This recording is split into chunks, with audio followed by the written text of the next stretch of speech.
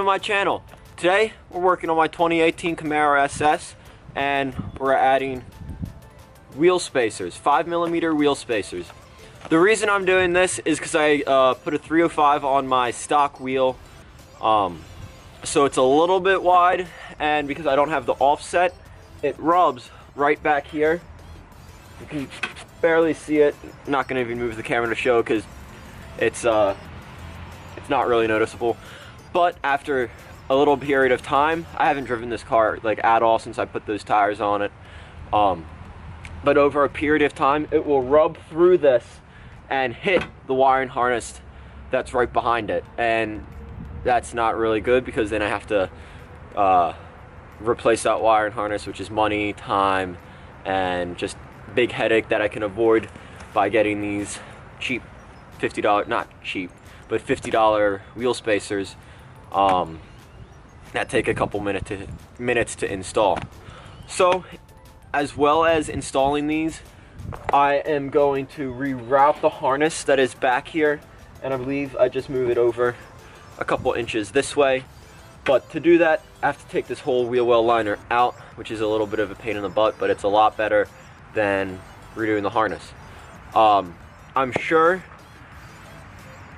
if I put the wheel spacers on, it would clear the rubbing, but just in case, if I ever want to go wider tire, of course I'm not going to go wider on the stock wheel. I'll have to put an aftermarket wheel on it.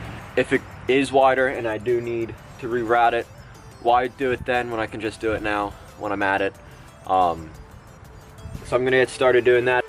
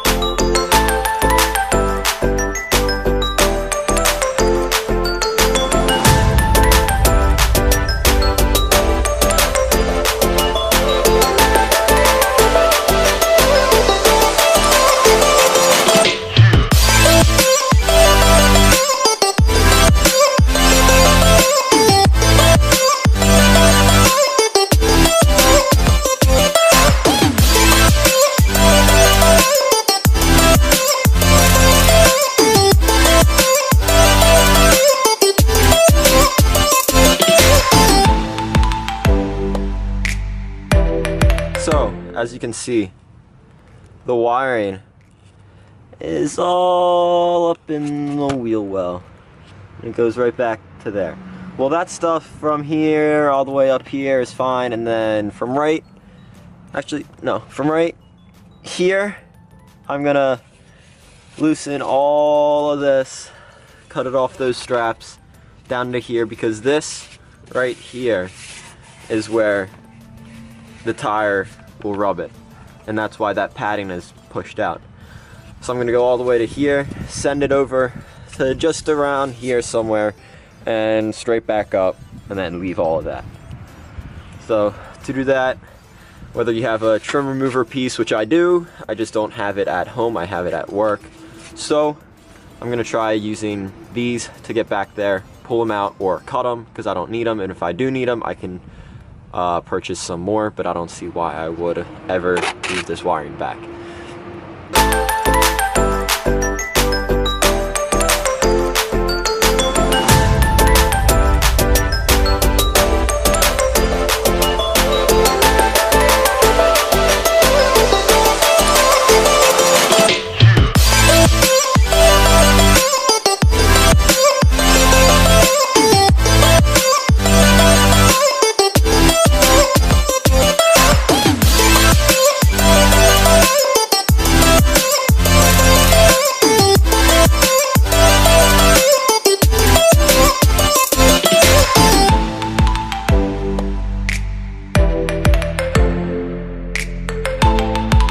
So I think this is pretty fine, setting it this way. These aren't too tight, these should not hurt the brake line, but I don't see this interfering with anything.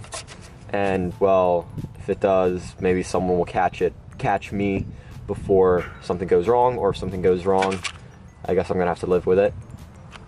But let me put the wheel well liner back in and I will update you guys.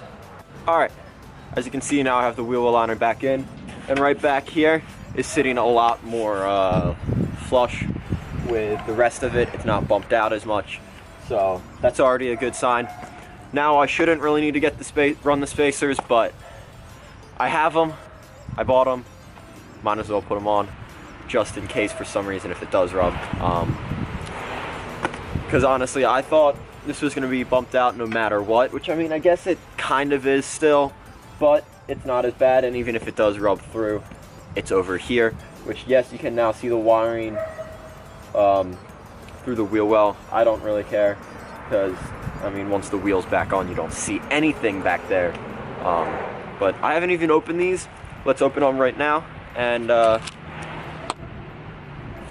see what's up. As you can see, nice little skinny 5mm wheel spacer, which luckily I don't need to put any different studs on there, any different lug nuts. It's just these go on like that. Let me put the wheel on, see how it looks, drop the car down, and yeah.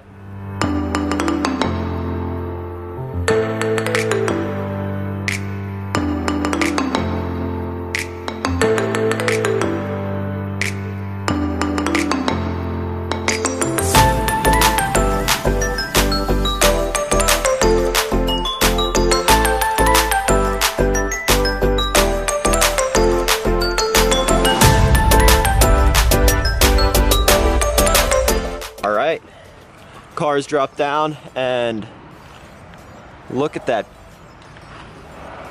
Look at that.